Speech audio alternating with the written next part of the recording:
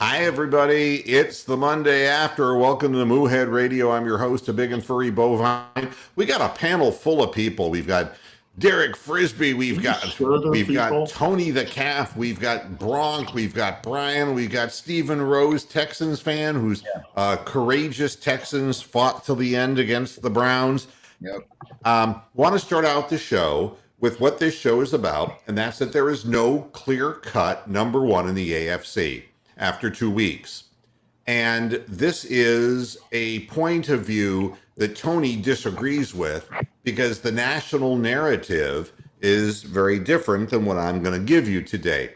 But what I say is, who gives a shit about the national narrative anyway? I mean, all we do is, and I don't know who is a nameless person. I don't know this nameless person. Coach Dante. Oh, he's a Texans fan. He's cool. Oh, he's cool? Yeah, he's cool. He's a Texans fan. He was on the last podcast with me and DF Sports. All right. You've been okayed by Stephen Rose, Coach Dante. Yes, welcome sir. to the program. Nice to see you. So It's always great to have new viewers on the air. So where we're going to start with this is this national narrative. And the national narrative goes something like this. We all know the four teams in the AFC that are the best teams. That would be the Kansas City Chiefs, number 2, the Buffalo Bills, number 3, the Baltimore Ravens, and number 4, the Cleveland Browns. That would be the way that the national media has been dishing this out to us, which is all well and good if you want to believe that. But now the narrative has changed because of yesterday's game. And I can't figure it out for the life of me because I'm looking at this objectively, and everybody knows how disappointed I've been with the way the Browns have played and not played defense, and how they have. I think they played better in their loss than they played in their win, and I can't be any more. And I'm not going to dwell on the Browns. I'm going to start looking at these other teams that are supposedly clear-cut number ones, and we'll start with the Chiefs. The Chiefs going into the game last night were the clear-cut number one. Everybody was saying that Patrick Mahomes was basically Superman. And I'm not stealing Cam Newton's thunder here, I hope. But this guy, he could get everything done. The national narrative after week one went something like this. If you have Baker Mayfield and you have Patrick Mahomes is going to win. And Baker Mayfield's not. Therefore, there's no doubt in anyone's mind that the Kansas City Chiefs are just a flat-out better football team than the Cleveland Browns. And to back it up, it was because of an interception that Baker Mayfield threw in the last drive with a minute and such seconds left in the game when he was trying to throw the ball out of bounds. And they also pointed out the fact that the Cleveland Browns, besides that interception, the punter dropped a punt. That's really a turnover. And Donovan Peoples-Jones, that they had, Nick Chubb that week, had a fumble. So the Browns turned the ball over 3 times. Okay? And that was the basis by which, Baker Mayfield can't win the big game. And therefore, the Chiefs are still number one.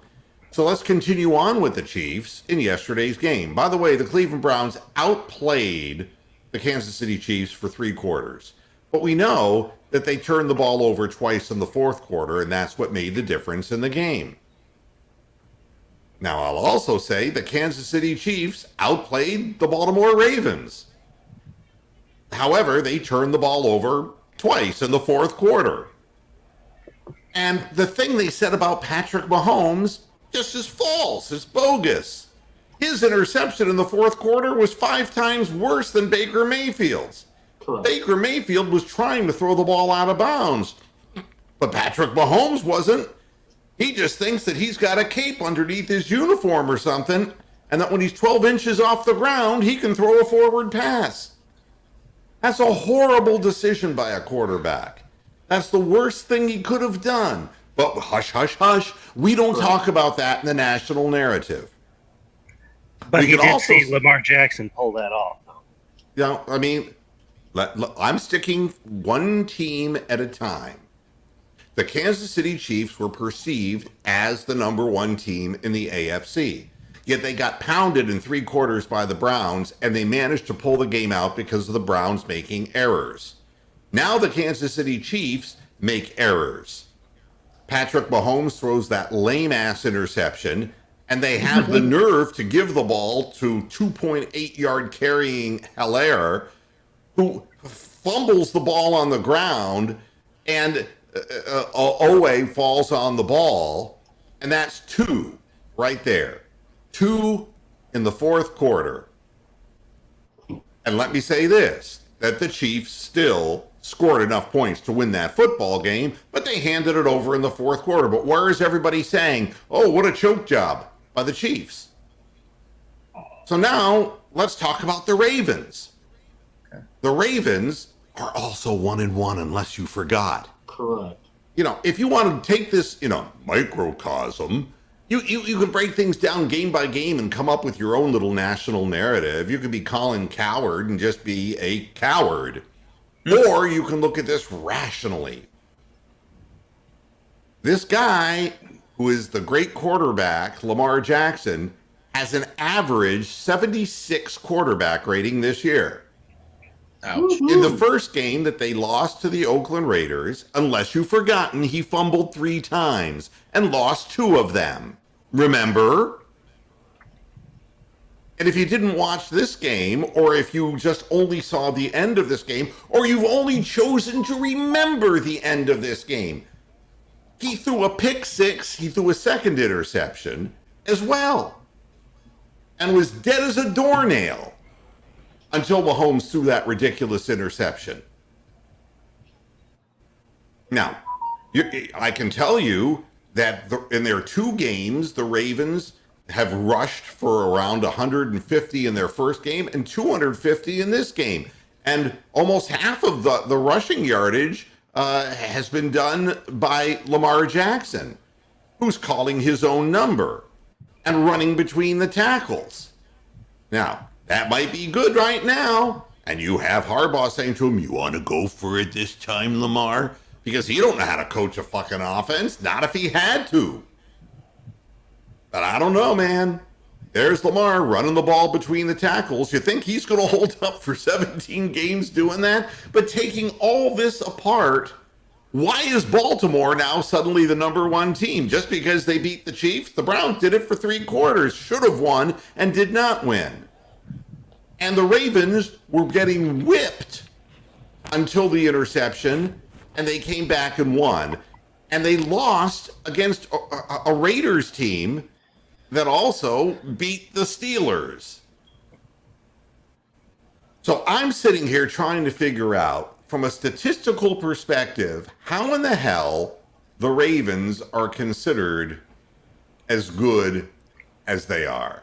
And let me remind you that the Ravens defense gave up more points to the Chiefs than the Browns' lethargic defense. Hello? Have we forgotten this? I mean, what do we do? Do we watch little sound bites and come up with these narratives? Or do we really know what's going on? And if you're looking for Baltimore's defense, which is supposedly a Harbaugh's calling card, in week 1, Derek Carr threw for 435 yards against the Ravens. 34 of 56 for 435 yards. Isn't that glorious? Mr. Moohead, the Ravens got lucky. They should not have converted on that 4th down, and they should not have won that game. The Chiefs were up by 2 scores at one point. They should have closed that game out. And if you think Baltimore is so great, Tony, then how could they give up 343 yards to Patrick Mahomes, which is more yardage than the Browns gave up? Lamar Jackson is thrown for 237 yards per game average. That's it. 76 quarterback rating. By the way, Lamar Jackson had a 78.9 rating. Mahomes had a 131.5. So on what basis is Baltimore suddenly the clear-cut number 1? Because Lamar Jackson ran for 170 yards 16 times he carried the ball. Do you really think he can take every fucking snap and then turn around and carry the ball 16 times and run between the tackles? I take my chances against this team. He's going to get hurt. They forced a fumble against 2 different players that never fumbled the ball, or They forced Edwards-Helaire to fumble, and last week they forced the Chiefs were the ones that forced Nick Chubb to fumble. So what does that have to do with the price of tea in China? Lamar Jackson fumbled 3 times in week 1. It means that it's a lucky play that both teams benefited from. Right. So Lamar Jackson fumbled 3 times in week 1, and they lost to the Raiders. I don't see how Baltimore is suddenly the clear-cut number 1. I mean, if you look at the statistics and you say that Lamar Jackson had 107 yards rushing, Tyson Williams looks like a nice back, by the way, for Baltimore. He's done very well. So they ran the ball down the throats of the Kansas City Chiefs. But so what? The Browns did too. It looks like nobody cannot run against the Kansas City Chiefs defense. So how are the Chiefs the best? Then we'll go from there. The Buffalo Bills. Can I make a suggestion? Yeah, make a suggestion. Why don't we say the Las Vegas Raiders, not the Oakland Raiders, but the Las Vegas Raiders are actually the best team in the AFC right now. They're 2-0. They beat the Ravens. Why don't we put them in the national narrative? Is anybody doing that? No. You know what it is on ESPN and all the talking heads? It's Lamar Jackson doing some kind of ridiculous dive into the end zone and being put up as a meme all over the internet. That's what it is. Yeah, exactly. He flips over. But Chubb had more yards per carry, nearly had more yards than Lamar Jackson, and he ran the ball only 11 times yesterday. Let me tell all Ravens fans, congratulations. And, I don't believe that you're the best team in the AFC East, and I don't believe you're not. I think that after 2 weeks, there isn't one. There is not a clear-cut person in the lead.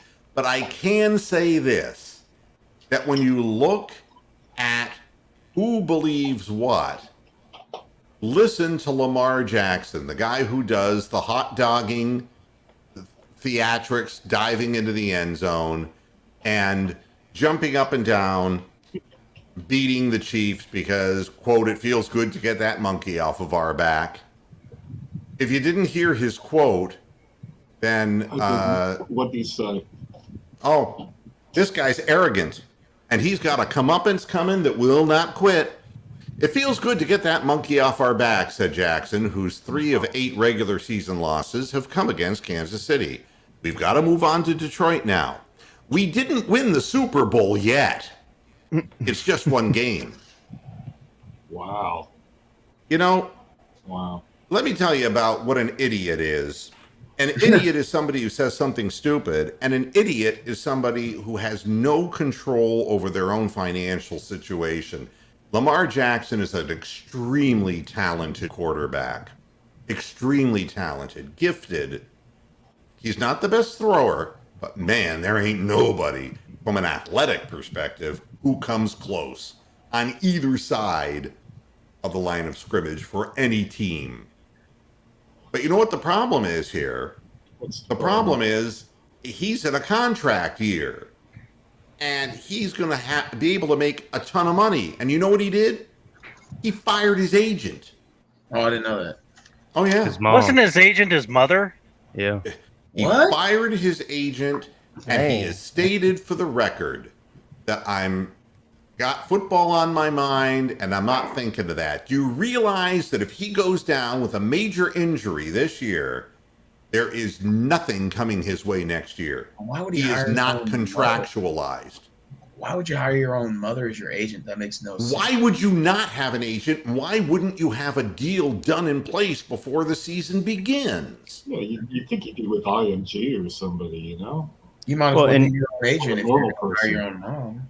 I mean, an idiot agent could get that deal done. I mean, the Ravens want to get that deal done immediately and will shell out whatever money. If the head coach is asking him if he wants to go for it, that's basically saying, we'll give you anything you want, man.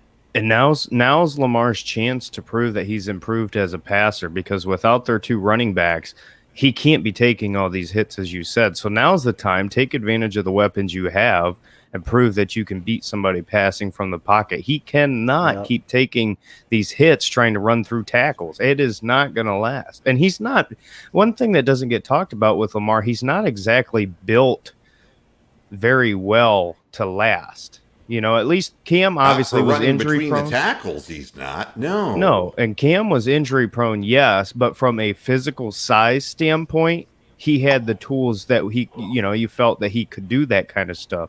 With Lamar, it's just going to take one bad hit, and he keeps taking all these chances. That's just increasing his odds every time. So, you know, so then we look at the Buffalo Bills because that's the third team in the national narrative. The Bills just got done destroying the Miami Dolphins. But Josh Allen only completed 17 of 33 passes for 179 yards, averaging only 5.4 yards per. He was sacked once. He had a 75 quarterback rating. But with Tua going down early in the game, Jacoby Brissett basically throwing the ball underhanded 4 yards per completion. We know who Jacoby Brissett is, and you know he's not going to lead you into the end zone very often. In this case, not at all. We also know that Buffalo beat Miami and really, for whatever reason, sizes up really well to them. 56-26 last year was a total destruction. But the Buffalo Bills, if you're saying, oh, look at Buffalo, they're dominant, 35-0 they won that game. All you have to do is take a look at their first game against the Steelers. Josh Allen threw for 270 yards, but only 5.3 average, the same average. He was 30 of 51. So far, he's 56% completion, and that's 14% below last year's numbers. And his rating so far, in the first game, it was 79. So he's not out of the 70s yet in the rating category. The Buffalo Bills ran for 117 yards against the Pittsburgh Steelers, which is all right, but they lost the game. I mean, they let Ben Roethlisberger in the running game beat them. And Pittsburgh turned around and laid down against the Raiders. So how can Buffalo be the clear-cut number one in the AFC North? How is it possible? Are you hearing me yet, Tony? Tony. Yeah, I am. Gets tough. The tough. I am and extend the hoof. Yeah, I mean, it's you know, every fan wants to believe their team's the best, and I also partially misread your tweet as the AFC North, which is a big debate. But no. I mean, I don't think that there's a debate right now about that. We got to go out and whip the Ravens before we can say we're better than the Ravens. I want to see it with my eyes. I don't want to hear it with my ears, and that's it. So that is my explanation for why there is no clear-cut leader at this point. And after 2 games, it's not just that everybody's got a 1-1 record. It's of those 4 teams. It's that nobody has impressed me 2 weeks in a row. All right? There hasn't been anything that impressive. And the Raiders would be the closest thing now, Bronk. You're absolutely right. They beat the fucking Steelers and they beat the fucking Ravens. I mean, yeah, but that's pretty bad for the Steelers. I mean, when their major running back, Jacobs, wasn't even playing that game for the Raiders. Yeah, Najee Harris is with the Steelers, and he looks like he's not playing either, but we do that. And thank God. Thank God we played the Raiders late because the John Gruden team always finds ways to fall apart. So this Raiders team looks good now, but I'm more interested as the season goes on. You don't know what you're going to get later on. December in Cleveland, and that's that cold Cleveland air. Yeah, well, they beat us last year in that torrential hurricane that they played in. So, you know, don't read too much into that. Now, we've got 2 Texans fans in here. And I know they're here because, of the aftermath of the game. I want to start with Steven's compadre here, Coach Dante. You walk out of this game, you were feeling good in the first half, and a non-contact soft tissue injury takes your quarterback out. How do you feel? How does the fan base of the Texans feel after this game? Well, you don't feel too good about it. That's the key. That sums up basically Tyrod Taylor's career. Always been injured, can't stay on the field. Coming from the adversity, came in last year. The punctured lung. He was playing some excellent football, and I thought in the first half he outplayed Baker Mayfield in the first half. He was 10 of 11, a quarterback rating of I think 144, I believe, if That's I'm right, not 144. mistaken. That's correct. He was very good putting the ball on the money, and it's unfortunate, man. And that's what we always have been. We always been decimated by injuries, and I feel good coming up out of this game. Everybody said we were going to get blown out. They thought Cleveland was the far better team than we are, which is Cleveland is the better team. But yeah, like I said, I picked it to be much more of a closer game. I thought our secondary did a great job of defending the receivers, even though Jarvis Landry went out. That we put pressure on Baker Mayfield. We nicked them up in the first half. Then that's when they started. That's when Kevin Stefanski and they started going to that running game, and the running game just took over. But I just got to give a lot of credit to that secondary. I thought our back end of the secondary was very good, and we showed it by able to put Baker Mayfield down a little bit. Most of his yards come off dink and dunks, slant routes to the tight ends, bootleg to the tight ends. And like I say, this running game was too overwhelming for the Texans can handle. But I thought we competed very well. And Davis Mills had an average game. He was average in the preseason, but he just got to look at the film, go back, correct his mistakes, and I just thought we held our own pretty well against one of the best teams in the AFC. Let me ask you one thing, Coach Dante. At the touchdown that brought your team closer, wasn't that one of the biggest pick plays you've ever seen in your life at the goal line? Yeah. That play reminded me of the New England play against Seattle when Malcolm Butler picked it off. That was a perfect execution play right there that put us down by 3. And like pretty much after that, Nick Chubb and Kareem Hunt. And I just thought on that drive that last drive that Cleveland had, we did we had poorly missed tackles in those scenarios where we could have got them down in the backfield. I think our defensive line was just worn out by that time by all the pounding they took from Kareem Hunt and Nick Chubb. I thought our defensive line was wore down at that point of time. So I'm happy the way we competed against this team. And like I say, I just it just don't feel good about Tyrod Taylor being out. I thought he would have gave us a better chance to win. The game could have been more. He would have definitely made a factor in that game. The only difference, the muff fumble was very big after we got to stop. We got to stop in the first drive of the game, first Cleveland drive of the game, and then we end up making a punt, and then Roberts muffed the punt, and that set us back pretty much. That kind of hurt it a little bit. The Texans were more ready to play than the Browns. There is no question in my mind. They came out on a mission, and they hit hard, and they played hard. Stephen, I want to ask you something, too. Yeah. The aftermath of the game has your head coach, Cullen, stating for the record the mistake that he made on after a third down and 15 where he got 13 or 14 yards, depending on what story you're reading. I thought they got 14 on the play and were 1 yard short. And on 4th and 1, they had an opportunity because of a penalty against the Browns to either take the penalty, and that would have been 5 yards, and that would have made it 3rd and 10, so they could have tried again, or they could have gone for it on 4th and 1. And instead, he just decides to punt the ball on 4th down. I know what you're talking about. Yep, and now, the day after, he says the reason that he did it was he was wrong, and he was frustrated at the way his team was playing, and that it clouded his judgment. Now, I'm kind of shocked, and I'm looking at your face, Stephen, and your face is registering a lot of surprise. That reminds me of when Bill O'Brien against the Broncos went for it on his own 36-yard line in the second quarter, and we were down by like 2 scores. And instead of punting the ball, he just decides to go for it. Or he goes to fake the punt, and he said the reason why is because he couldn't trust the defense to get any stops. And I'm like, but you're down on your own 35-yard line. Why would you do that?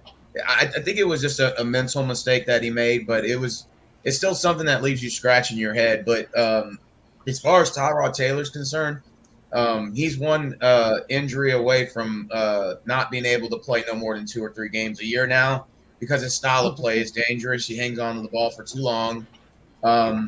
He scrambles a lot in the backfield, and then even that touchdown that he rushed for, Yeah, I think that was the second quarter or whatever when he that, when that he was had the his, first. That was basically the that was first quarter, I believe. yeah the That was first quarter. basically in the But first quarter. Yeah. the thing is though, is you can tell he looked real tired, like he was hauling ass for that touchdown, and it looked like it was in slow motion. When he got in the end zone, he looked tired, and I said, "Damn, if he goes for any more sprints, he's going to get injured." He pulled his hamstring. Yeah, he on pulled that. up lame on that. I believe he That's pulled it right exactly there. right. I believe he pulled it. That's when he pulled it. That's exactly right. And I'll tell you, CBS just wasn't on top of this whatsoever, but he went down on one knee. If you watch the televised broadcast again, he wasn't praying thanks to God. He was wincing and he went down on one knee. When later in the game, when he tried to throw across his body and you saw him pull up and he put his hands on his helmet like this and he had this look of pain on his face, you knew that he was hurting, man. Yeah, that was 20 seconds left in the first half. You know, that was like Garrett was chasing after him or somebody. He couldn't. Yeah, the only time his hands on his helmet is when he's doing this. Well, I mean, talk to you about an unfortunate thing. When it's one thing if you're scrambling and get hit, but when you're just walking into the end zone, basically, and that thing goes on you, yeah, he's 33 years old now, isn't he? No, 31. He's 31. All right, these things now happen as you get older in the game, and that's a non-contact injury, and you don't like to see that. But you called it too, Muhez. Like I remember you told me when we first got Tyrod, you said his style of play is dangerous, and he's going to get himself hurt. He did it in Cleveland.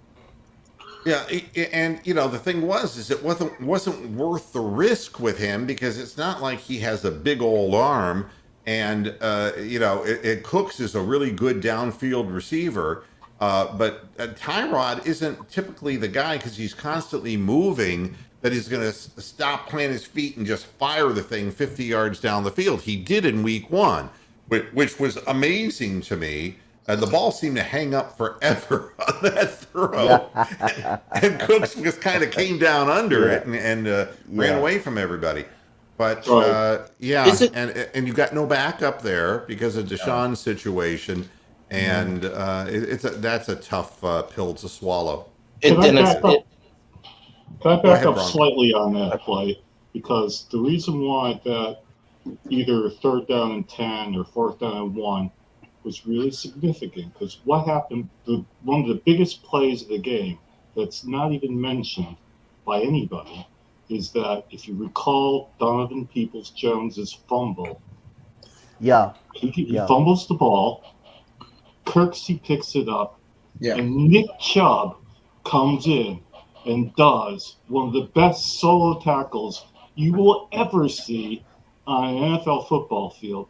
Had Kirksey gotten away from Chubb, there would have only been Rashard Higgins trying to tackle Kirksey. Kirksey could have ran the ball. Instead of getting tackled on the 25-yard line or 27-yard line at Houston, he could have ran the ball 30 yards, 40 yards further down the field.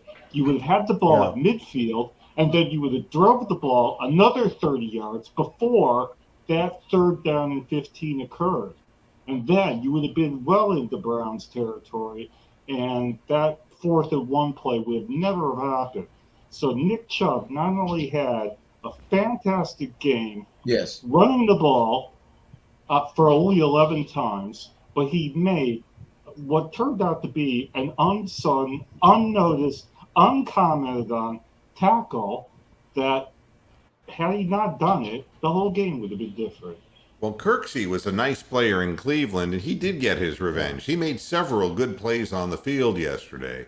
And then the And other play that CBS completely forgot about, I was just watching the game full replay live, was Pharaoh Brown was off his freaking nut during most of the game. First of all, in the first quarter, like early on, he tried to get into it with Myles Garrett, and they were like fighting and tugging at each other. And yeah, that was in the corner of the screen. Yeah. And then the play at the very beginning of the third quarter where David Culley runs out onto the field looking like a madman, it's Pharaoh Brown he's yelling at because Pharaoh Brown nearly got in a fight with somebody else that the cameraman cut away from. So go back and look at the beginning of the second half, and you'll see Pharaoh Brown blocking away, and then he'll go pick up some Brown and try to throw him to the ground. But they cut away from that. Moo, can I make a point here addressing Coach Dante, what he said? I agree. I thought the Texans DBs did a great job on the Browns receivers. But when it comes to you said about Baker and his completions were dink and dunk, that's one of my biggest complaints. This Browns offense, if they don't open things up, that running game is not going to be – it'll always be effective, but it's not what it could be. They've got to find ways to get receivers open downfield. Well, you're not going to have any options to do so if OBJ doesn't play because now Landry's week to week. Okay, well let's go into this. Okay, so last year when OBJ gets hurt and then Baker Mayfield, his stats suddenly improve. They go, oh, it was because OBJ wasn't playing. He didn't have any cancer. Well, what happened yesterday? Landry gets hurt. How bad was Baker's stats? How many balls did not get caught? One got intercepted, one got incomplete. Both of them probably weren't his fault. So maybe it doesn't matter whether it's OBJ hurt or Landry's hurt. He's still completing passes anyway. Yeah, Bronk, and I think it's more of a scheme thing. It seems like they're afraid to take shots more mid to long range because at times last year they're not getting open. Well, yeah, but remember that Mayfield throws the ball with his entire body. He's not just throwing with his arm. So hurting his shoulder, even though it's the left one, really affects his downfield accuracy. Yeah. And the offensive line all day was struggling. I know they had injuries, but still, that was win the line of scrimmage. I thought no. Maybe the Houston. I thought could comment on that, but I thought Houston won the line of scrimmage on both sides of the ball during the game. Am I right?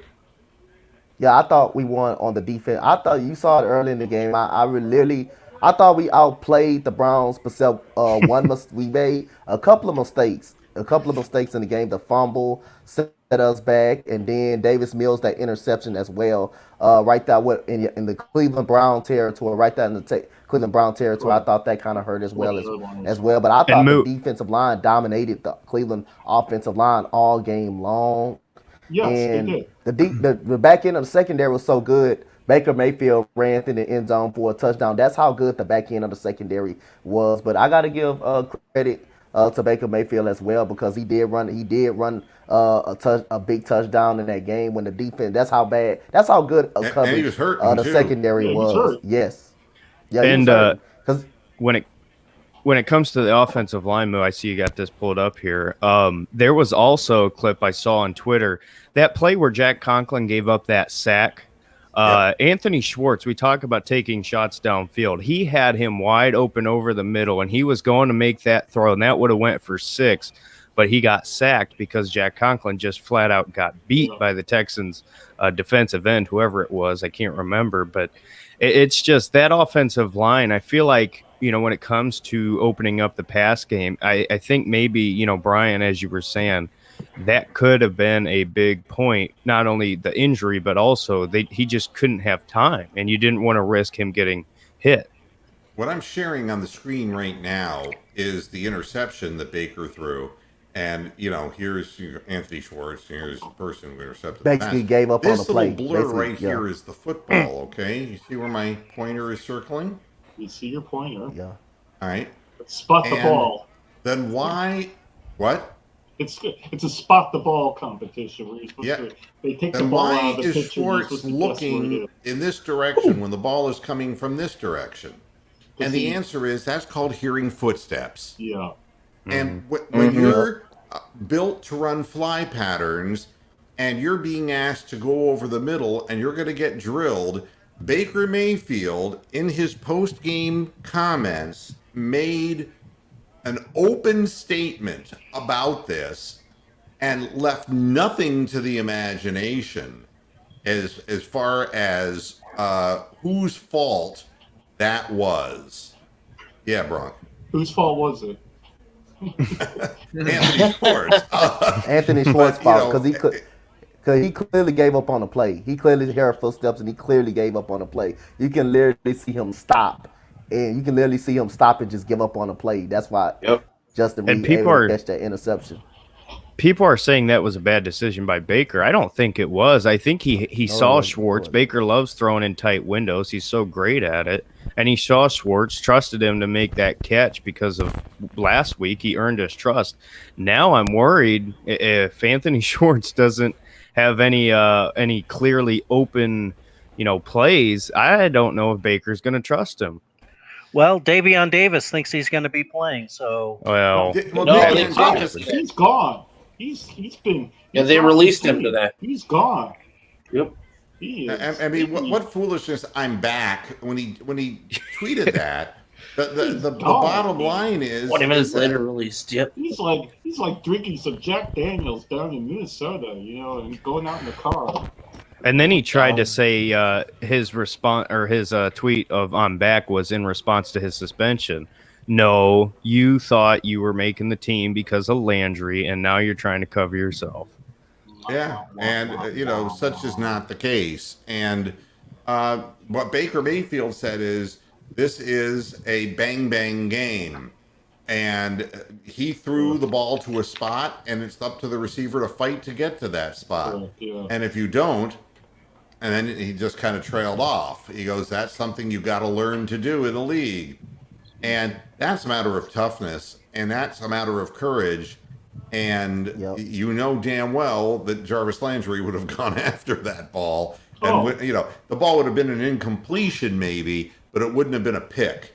That was made easier by the fact that the receiver just flat out stopped running. I think Daryl Hodge or Jamarcus Bradley makes that catch if they're in the same spot.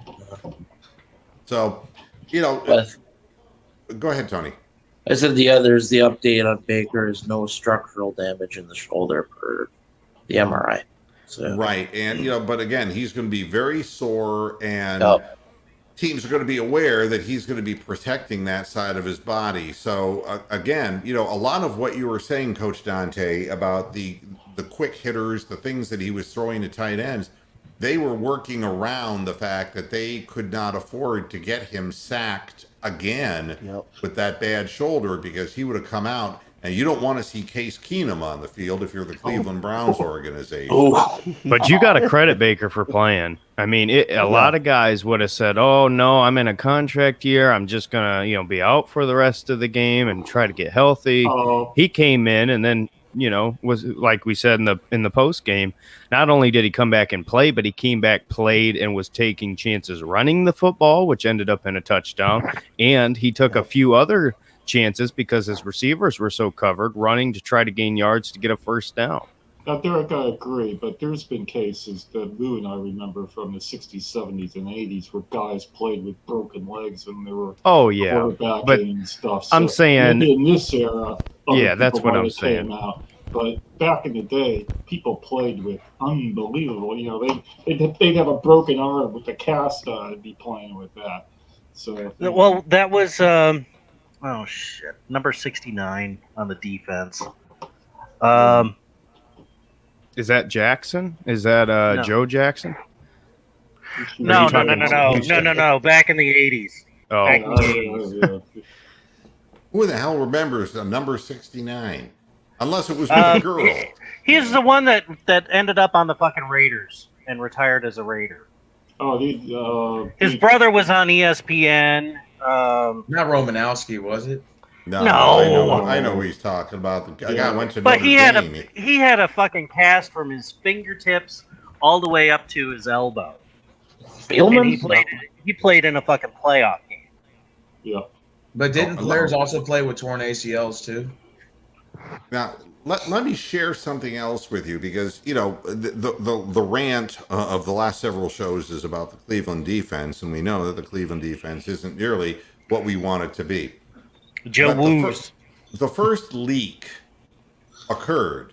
If you didn't hear it, I'm going to show it to you, but I'm not going to show you him saying it. I'm going to show you the quote. All right. About Delpit's sack of the quarterback. That was a hell of a hit, Garrett said. I wish we could have recovered the ball. But I'm dropping back in coverage thinking, why the hell am I back here? Oh my God, I've seen that. Wow. I heard that in real time, and I just couldn't help but bust out laughing. Wow. So there you have that. So right off the bat, it isn't just us feeling this way. This affects the morale of players when you're moving them around and it's nonsensical and you're watching your team get beaten up and giving up mass yardage and nobody's getting covered. It looks like a very unbaked product put together by a guy who's never been a defensive coordinator in his life. Well, and since Bob when Golick has Miles... was the guy I was trying to fucking remember. Bob Golick, yeah, sure. Since when has Myles Garrett dropped back into coverage? Maybe twice in his career? He did it under Greg Williams used to have a zone. Yeah, but you know what? He's a rookie then now. Yeah, but you know what? With Greg Williams, the difference here is, Myles Garrett drops into coverage here, and there's nobody else coming on the blitz. Myles Garrett drops into coverage under Greg Williams. 22 was on Delpit was on the blitz. Not on that play. Yeah. On the sack? Yeah, the sack. Yeah, he was coming on the zone blitz. Well, I'd have to rewatch it. Maybe I'm wrong. It was Delpit coming in on the sack.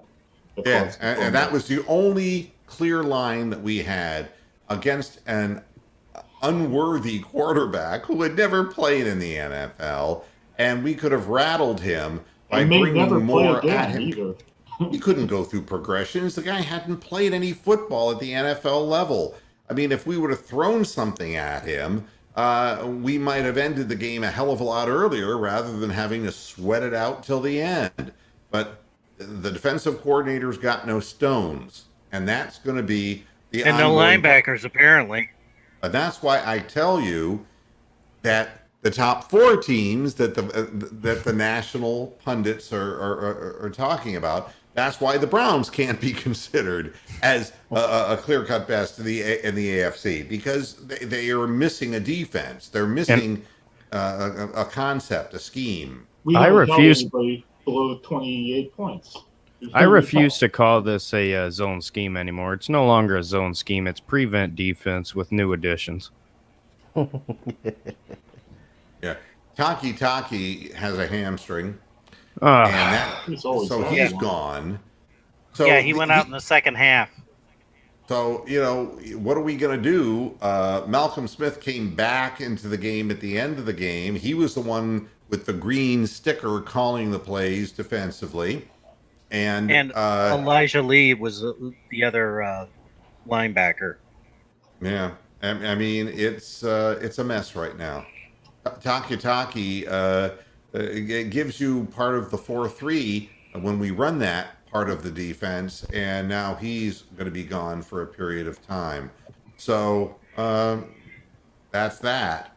I mean, the Browns defense is getting hit, and their offensive line, the Browns offensive line, is wounded. Jedrick Wills could not make it through 4 quarters of that football game, and he gutted it out as best as he could on a bad ankle. We know that Conklin's knee is not right, but he's gutting it out. We know that J.C. Treader is gutting it out every time he goes out on a football field. And now, Landry's gone with an MCL sprain, and any MCL sprain is going to be a grade 2. You're not going to have a grade 1, and if it was grade 3, you'd have to go through surgery. So he's looking at anywhere from 4 to 6 best case scenario, 6 to 8 more more likely. You're talking 6 games that he's going to be lost. And that's going to hurt this team because no Landry is sure-handed and a great route runner, and Anthony Schwartz is not sure-handed, and he's a lousy route runner from what we saw. Do we have any updates on those two offensive linemen for from today? I don't know if they had a presser today or not. What about Jedrick and about Conklin? Yeah. I think Conklin, Hance came out to replace Wills, okay? Correct. Yeah. Yeah. And, but Conklin, I don't know that he came out of the game. Well, I can look up the snaps. I got the snaps here. Yeah, Conklin has been playing wounded since before he got here. Everybody but Wills played 100%. So Conklin, Batonio, Teller, Treader all played 100%. Wills played 70%. Hance played 30%. Yeah. So, and there's a big drop off when you see Wills coming off the field because he's a human snowplow, man. And we still got the running game rolling. Fun fact about the game is that each team had 61 snaps on offense, which isn't a lot for a game. But each team had exactly 61 snaps. And, Demetric Felton, another little clue was given out. What we'd heard about Demetric Felton was that he was being looked at as kind of a Swiss Army knife, but coming out of the backfield, and that they wanted to call him a running back, not a receiver. Yet we were hearing that he was being tutored or mentored, was the word that was used, by Jarvis Landry. Baker Mayfield, in his post-game comments, stated the fact that Demetric Felton has been working on the routes that Landry runs. Well, and if you'll remember back to the with camp and stuff, people were saying, the reporters and people who were there were saying that Felton was rotating every day between the running back room and the wide receiver room. Well, he's a wide receiver now, and that's why Davion Davis is no longer a Cleveland Brown. See you bye. I can tell you that, and you got to imagine that was a part of the decision to release Hodge as well, is that they felt confident in him as far as improving as a route runner and a receiver. The thing that amazed me was, they ran, and it's a play that they have run for Landry before, that quick middle screen thing where he just kind of flared out and he turned it into a 33-yard touchdown.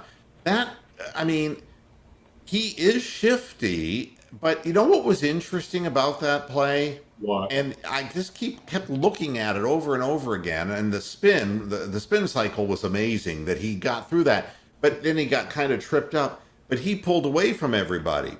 And I don't know, I don't see him as straight line fast, but he got to where he needed to go, and that was a magnificent individual effort. He's a burst kind of fast, almost like Kareem Hunt. We talk about once he hits the hole, he kind of just bursts through like that. It's almost the same thing, just from a different spot.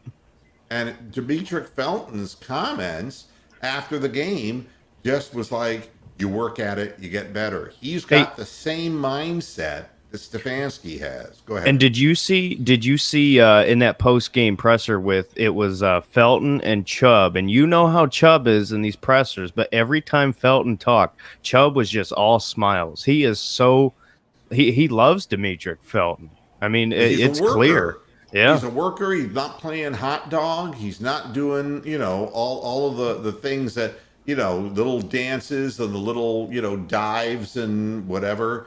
He's not self-absorbed. He realizes he's a 6th round pick, and he ain't making the kind of money that somebody else is making, and he's getting an opportunity to play with a good football team, and he's learning his craft. And that's, if you stay healthy, he can contribute in many different ways, and that was nice to see, and it was exciting. The other thing I wanted to ask our guest, Coach Dante, is the taunting call. that came down against the Texans from the tight end who caught the pass. They got this. This was all over the league. They've got to fucking get rid of this rule ASAP. That was terrible. Yeah, that he was just spun the football. I've been watching players spin the football for ages after they catch it. If that's taunting, then what Lamar Jackson did flipping into the end zone is taunting.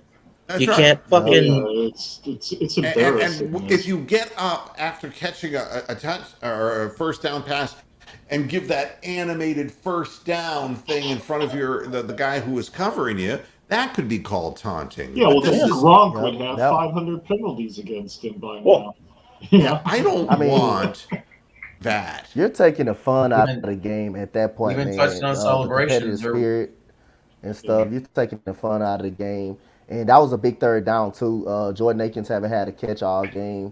That was a big third down. Davis Mills threw the ball a little bit behind him, and he was just able to get up and make a play. But you're taking the fun out of the game with all of that, man. That is just soft and just I don't like that, man. What all I don't these guys to have understand is fun.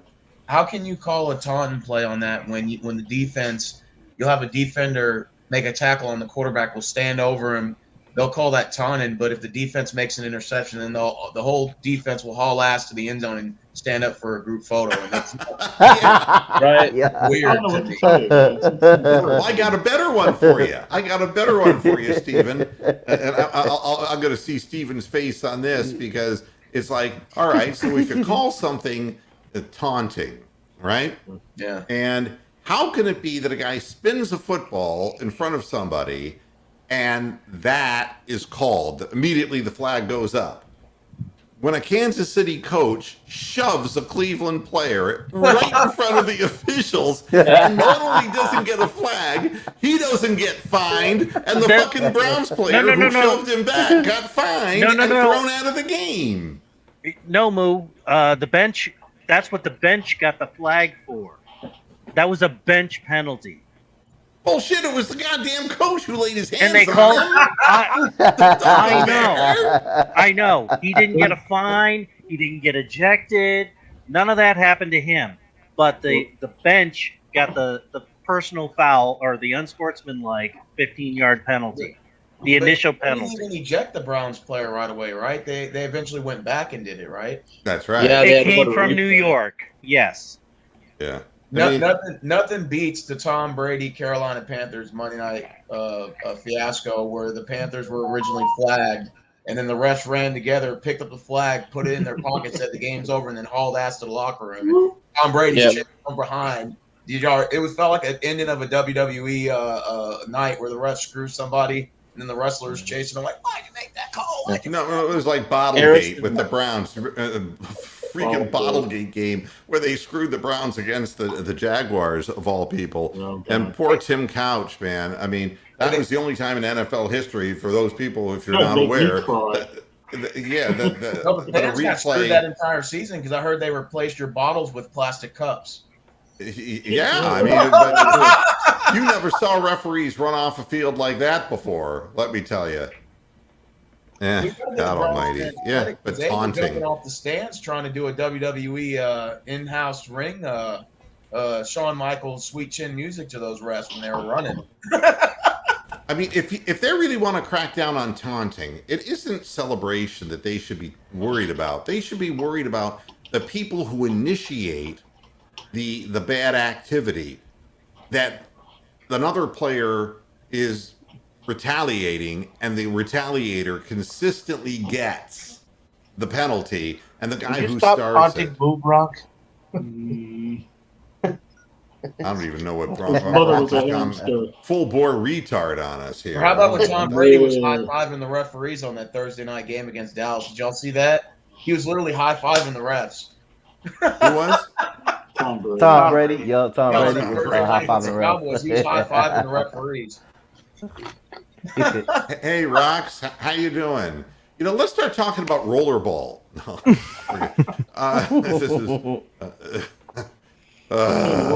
No, Baker Mayfield's going to need his shoulder made out of titanium. There you go. And for Cleveland fans, the Chicago Bears really have an odd situation. Coach Nagy over there, you know, with Justin Fields coming into play and Andy Dalton just limping around, they win the game against the Bengals, and the head coach declined on several occasions to clarify whether Andy Dalton would remain the team's starting quarterback if healthy. However, 5 minutes after Nagy's Monday morning news conference concluded, where Nagy cited scheme as the reason he could not divulge whether Dalton would remain the starting quarterback over Justin Fields, the Bears then sent a team official into the media room to announce that Dalton is, in fact, still the starting quarterback. Oh, now, my God. Give me a fucking break. I mean, you're going to play the Cleveland Browns, who can't keep a goddamn quarterback in the pocket to save their soul. And you're going to tell me, this is a tough choice. Do we play Justin or do we play Andy with a bad knee? I think Andy Dalton out for the season. He got a torn ACL, I believe. I think he tore his ACL. Oh, they said it was not an ACL. Am I missing something here? Right. I thought that's what I read up. Brian, you are correct. I'm just not seeing this play again. You're right, and I'm sorry about Miles. Oh. Yeah. Andy Dalton avoids ACL tear. Yes. Oh, clarifies Dalton is Bears starting QB when healthy. Believe me, Justin Fields is going to start against the Cleveland Browns because if anything he can look good against, it's against soft coverage and nobody who can chase him down. So, no spy in the linebacking. If Tyrod at 31 looked good, Justin Fields is going to look, really good. And if Tyrod could run on the Browns, Justin's going to run double. Yeah, well, I mean, that's it. And again, what you have to do is you got to confuse the young man's eyes. I mean, the thing with young quarterbacks is that, it's the progression they have trouble with, the speed of the game doing progressions. And you've got to take away that first progression and force him to move his eyes. And and what most young quarterbacks do is rather than hang in there in the pocket and wait for the second read, they start taking off out of the pocket immediately. And I can tell you, based on his time at Ohio State, that was the thing that he did. Normally, he would go through his first or second read and then quickly bail and then get outside of the pocket, and that's where he would make his plays, either running or he would eventually find somebody. So the Browns, they got to contain him, but I don't know if they can. Can the Browns still make the playoffs? I mean, technically, anything's possible. Mathematically, yeah. Not giving up 30 points a game. Every team still make the playoffs. Even the Vikings. The Ravens are giving up 30 points a game along with the Browns. I mean, so, I don't think that you can keep giving up 30 points a game and win by scoring over 30 every time you hit the field, especially in a scheme like Cleveland, which is so running-based and balanced out. I mean, Baker only threw the ball 20 times and completed 18 of his throws. Yeah. I mean, it's really a very run-heavy. How are you going to keep on scoring? You got to be so efficient to score 30-plus playing that style of game. Okay, I'll tell you his exact stats. Whose stats? I think it was 19 of 20, wasn't it? 19 of 20? 19 of 21, 213 yards, sacked twice, 1 TD. Longest pass was 33 yards, 1 interception, rating 105. Yeah, I mean, he's just playing it real tight and the way they want him to play, which is be definitive in your reads, get the ball to the open man, and if you can't find somebody, get the hell rid of it and throw it out of bounds. Now, he didn't have to do that very much, but he did get sacked and he did get roughed up, and the Texans did a good job. They came out and they played hustle. They played hustle, hard work ball. And, I was sitting there saying the head coach got this team ready.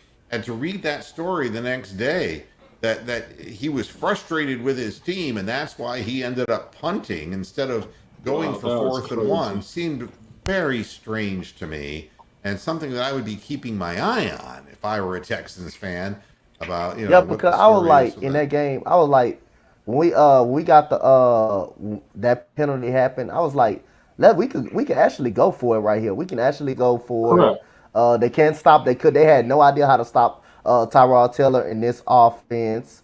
And Tim Kelly been a heck of a play caller so far, using Tyrod Taylor's skill level.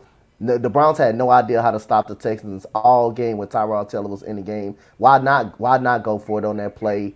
And then you decline. You should have declined the penalty. I was hoping he declined the penalty and just take a chance and go for it while we had the momentum. And the Browns just could not stop us. I mean, I could tell by that first play, that first possession, the Texans get it. Nico Collins, a quick slant, 32 yards down the field. And that just pretty much summed it up with the Texans was going to do the whole game. Go ahead. That leads, sorry, man. That leads on to another thing about yesterday's game is that Denzel Ward's no longer our best cornerback, or he's lost something because he was getting torched. And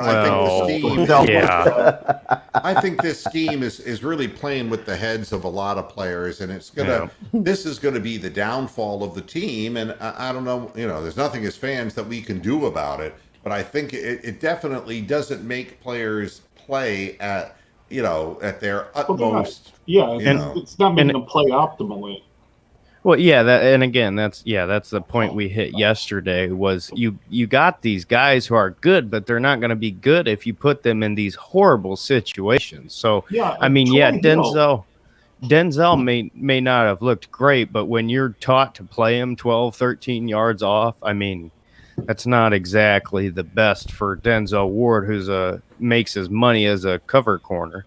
Yeah, and Troy Hill, 23, was spending half the game standing over the guy who just got tackled 3 seconds prior. He was like 5 steps behind on every single play. All right, before I get out of here, I just wanted to point out the one tweet that did come out was from Jarvis Landry, who said the last time that I had to wear that brace, somebody had to pay big time, and that's I just got a message here. We're having trouble streaming to Twitch. This may be an issue on Twitch's end. We'll keep trying and let you know if it's resolved. Will you do that for me? I didn't even know we were on Twitch as well. I sometimes throw things over there. It's not my favorite platform. And it's a gamer's platform. It's really not a podcast. That's what it basically is. But he's already saying, give me the brace. I'll play with the brace. He's a warrior. He is going to continue to do what he needs to do to get back out on the field. And you. Frozen cow. Ice cream. There he is. What? You were froze for 3 seconds. Yeah, Who was froze? You. You was frozen. Wow. You had a face like you just saw Joe Woods' defense. It's like all right, everybody, thanks a lot for tuning in to this edition of Moohead Radio, and thank you, Stephen, and for bringing your guest, Coach Dante. You're welcome here anytime. Yes, sir. I got the notifications on. He's also I'm also a real life coach, so the name Coach Dante just ain't a coach for no reason. I'm also a little league coach. I coach 4, 5, and 6-year-olds flag football, little kids. So yeah, man, thank y'all for having me on, man. And I just hit that notification bell for everybody. Y'all will be seeing me much more, man. Appreciate y'all. Good. And, if you want to find out how to get in here, it's always in the description of the show. You can always find the direct link right here to the studio. And that's a nice gaming chair you got there. So you must be Appreciate a gamer. It. Yeah, I am a gamer. I am definitely a gamer. Yes, sir. I could tell, man. He's got that chair, man. I got the Black old Friday chair. Black Friday, I got the badass man's chair, That's how I got mine with Black Friday. Thanks a lot for tuning in. We'll be back again on Friday for the next edition of Moohead Radio. We'll be talking about the Bears game and what we need to do to become 2-1 and get over the hump of the 500. Oh, and congratulations to Rick on a big-time fantasy football win in our little league. So he kicked all of our asses. All right. Take care, everybody. We'll be seeing you on Friday. Until then, hasta la vista, Pastorheads. Good night. Bye, Key. All right. See you later. Bye-bye.